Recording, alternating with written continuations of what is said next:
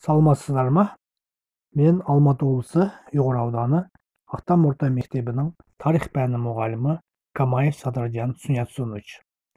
Сабақтың тақырыбы Кенесары Қасымұлы бастаған ұлт-азаттық көтеріліс. Зерттеу сұрағы: Кенесары хан бастаған ұлт-азаттық күрес неліктен жалпы ұлттық сипатқа ие болды? Сабаққа негізделген оқу мақсаты: халықтың отаршылдыққа қарсы ұлт-азаттық күресінің себеп-салдарын анықтау. Тарихи концепт, себеп және салдар. Сабақ мақсаты: отаршылдыққа қарсы азаттық күрестің алғышарттарын анықтап, барысы мен нәтижесін талдайды. Сабақ психологиялық тренингтен басталады. Одан кейін үй тапсырмасына шолу. Сократ шеңбері әдісі арқылы сұрақтарға жауап береміз. Бірінші сұрақ: Бөкей ордасы қашан құрылды? Екінші сұрақ: 1836-1838 жылдары Бөкей ордасындағы көтерілістің қозғаушы күші кімдер болды? Үшінші сұрақ: Махамбет Өтемісұлының туғанына 200 жылдығы қашан ЮНЕСКО көлемінде аталып өтілді? Төртінші сұрақ: Исатай қаза тапқан шайқас. Бесінші сұрақ: Исатай мен Махамбет көтерілісін қолдаған жырау. Одан кейін қалыптастырушы бағалау, түсініктеме арқылы бағалау. Ой қозғау кезеңінде оқушыларға төмендегі сұрақтар қойылады. Кенесары Қасымұлы кім? Кенесары Қасымұлы бастаған ұлт-азаттық көтеріліс туралы не білесің? Деген сұрақтарға жауап алынғаннан кейін негізгі тақырыпқа шығамыз. Енді Кенесары хан туралы бейне материалды назарларыңызға ұсынамыз. Кенесары Қасымовтың көтерілістерінің себепшілері тарихшылар әкімшілік аумақтық реформада деп санайды. 19 ғасырдың 20 жылдары кіші және орта жүздегі хан билігін жоюдың кезекті талпынысы жасалды. Бұдан басқа Ресей үкіметі өлкені басқару үшін ортақ қорытындыға келіп, оны империяда жұмыс жасаған билікке ұқсас етуді шешті. Ойдағын іске асыру үшін қазақ даласында бұйрықтар пайда болды. Орталық мемлекеттік басқару органдары.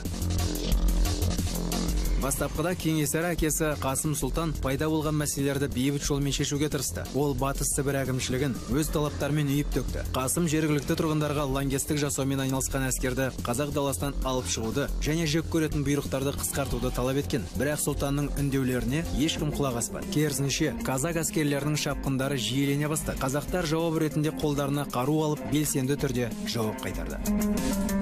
Бастапқыда Қасымның ұлы және Кенесарының ағасы Саржан көтерілісшілерді басқарды. Бірақ 1826 жылы Қарқаралы бұйрығының шабуылында Саржан сәтсіздікке ұшырап, қайта дислокацияны бастауға мәжбүр болды және Ресей үкіметімен күресте сенімді одақтасты іздестірді. Саржанның пікірінше, ондай одақтас Қоқан хандығының басшысы бола алатын. Бірақ ол күресте жолдас таңдауда жаңылып, бұл қате Саржан мен оның ағалары Ержан мен Есенгелдінің өмірлеріне қауіп төндірді. Бұл 1836 жылы болды. Сол кезде құлаған көтеріліс туын Кенесары Қасымов өз қолына алды. Ғалымдардың айтуынша, Кенесары көтерілістің арқасында барлық қазақтың басын біріктірген жалғыз адам. Кенесары Қасымовтың талаптары Петербор үшін орындалмайтындай болды. Ол кезде петерборлықтар қазақ даласын өз аумағы деп санайтын. Ал талаптар шындығында маңызды болды. Қасымов бұйрықтардың жойылуын, Абылай хан заманынан бері қазақтар білетін аймақтың бүтіндігін қалпына келтіруді және Қазақстан аумағында дербес мемлекет жасауды басты пунктке айналдыруын талап етті. Кенесары Қасымов басшылық еткен көтеріліс 1837 жылы жазда басталды. Көтерілісті рухтандырушылардың қатарына тез арада барлық қазақ жүздері қосылды. Келесі жылдың көктемінде белсенді әскери әрекеттер басталып кетті. Бастапқыда жойылып кеткен Ақмола бұйрығы шабуылға ұшырады. Дегенмен Кенесары Ресей әскерінің жүйелі бөлігімен тікелей соғысулардан қашып, партизандық соғыс тактикасын жүзеге асырды. Қасымовпен күресте Ресей үкіметі кішігірім казак жасақтарын жіберген. Олар көтерілісшілерді бір жолата табанды талмай, қарапайым адамдардан өз өштерін алып отырған. Нәтижесінде жүдеубас ауылдар қарсылық қылғандардың тарабына өтіп отырған. Дегенмен Кенесары ресми Петербордың саясатымен ғана күресті деп айту дұрыс емес болар. Қазақ халқын қорғаудағы өз талпынысында Қасымов Қоқан хандығымен де соғысты. Мемлекеттік істерді де жүргізіп отыруды ұмытпаған. Оның қол астымен қарулы күштер құрылып, салық және сот жүйесі, егін шаруашылығы және сауда-саттық дамыды. Кенесары Қасымовтың көтерілісінің кішкене казак жасақтарымен баса алмайтынын түсінген Ресей үкіметі соғысқа жүйелі әскерді жібереді. 1843 жылы күрес шиеленісе бастады. Бұдан басқа империялық билікке көмектесуге бұрын Ресей әкімшілігімен бірлесіп жұмыс жасауға келіскен қазақтар келеді. Күрес одан сайын шүйіліге түседі. Кенесары Қасымовтың басшылығында 20 мыңға жуық адам болса да, Ресейдің жүйелі әскерінің соққыларының астында қалған ол ұлы жүздің көш орындарына шегінуге мәжбүр болды. Империялық әскердің жағынан өсіп келе жатқан қысым Кенесарыны қырғыздардың аумағына кіруге мәжбүрлейді. 1847 жылы Қасымов олардың толық бағынуын талап етеді, бірақ қатал түрде бас тартуды көреді. Бірлескен қырғыздар Кенесары әскерін 1847 жылдың сәуірінде бөлшектеп жібереді. Қазақ көтерілісшілердің жетекшісі тұтқынға алынып өлтіріледі. 10 жылға созылған көтеріліс осылайша аяқталды.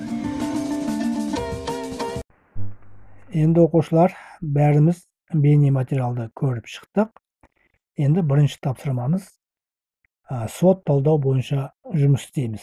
Яғни Кенесары бейне материалы арқылы. Зерттеу сұрағымыз: Кенесары хан бастаған ұлт азаттық күрес неліктен жалпы ұлттық сипатқа ие болды? Дескриптор. Бірінші, Кенесары көтерілісіндегі жағымсыз жағдайларды үш дәлелмен талқылап береді. Екінші, көтерілістің әлсіз тұстарын үш дәйекпен айтып береді. Үшінші, Кенесары көтеріліс кезіндегі орын алуға тиісті екі мүмкіндіктерді тұжырымдап береді. Төртінші, көтерілістің барысындағы қауіп-қатерлерді екі дәйекпен анықтап береді. Қалыптастырушы бағалау: екі жұлдыз, бір тілек. Екінші тапсырма: Вен диаграммасы арқылы жұмыс істеу. Яғни Кенесары Қасымұлы және Сырымдатұлы көтерілісін салыстырып және ұқсастықтарын айтып береміз. Дескриптор. Бірінші, Кенесары Қасымұлы бастаған көтерілістің екі ерекшелігін анықтайды. Екінші, Сырымдатұлы бастаған көтерілістің екі ерекшелігін анықтайды. Үшінші, 1837-1847 жылдардағы Кенесары Қасымұлы және 1783-1797 жылдардағы Сырымдатұлы бастаған көтерілістердің ұқсастығын анықтайды. Қалыптастырушы бағалау: алақан арқылы бағалау. Ал енді үшінші тапсырма: ПТМС формуласы әдісі арқылы сабақты қорытындылау. Зерттеу сұрағы: Кенесары хан бастаған ұлт азаттық күрес неліктен жалпы ұлттық сипатқа ие болды? Бірінші, позиция: менің ойымша. Екінші, түсіндіру: себебі мен оны былай түсіндіремін. Үшінші, мысал: мен оны мынандай деректермен дәлелдеймін. Төртінші, салдар: айтылған мәселе бойынша мынандай қорытынды жасаймын. Дескриптор. Бірінші, Кенесары Қасымұлының қоғамдық саяси көзқарастарын бір дәлелмен айтады. Екінші, ұлт азаттық көтерілісінің маңыздылығын түсіндіреді. Үшінші, көтерілістің кезеңін екі мысалмен дәлелдейді. Төртінші, Кенесары Қасымұлы бастаған ұлт азаттық көтерілістің маңыздылығын бір сөйлеммен қорытындылайды. Қалыптастырушы бағалау: сыныптастарды бағалау. Рефлексия БББ әдісі арқылы оқушылар өздерінің білімдерін қандай дәрежеде игергендігін көрсетеді. Не білемін? Яғни Кенесары хан туралы не білемін? Соны жазады. Не білдім? Яғни бүгінгі сабақ бойынша оқушылар не білді? Соны жазады. Не білгім келеді? Яғни келешекте қандай нәрселерді тағы да қосымша білгісі келеді? Соны жазады. Ал енді оқушылар, бүгінгі сабағымызды мен Мағжан Жұмабаевтың мынау өлең шумақтарымен қорытындылағым келеді. Арқада Көкшетауға жер жетпейді, Башка жер көңүлдү ондай тербетпейди. Ту тиккен аблай ата кең даламда, Казакта хан кенеми эр жетпейди. Үйгө тапшырма: Кеңсары Касымұлы басаган Улт азаттык көтөрүлүш такырыбына эссе жазуу. Назарларыңызга көп рахмет.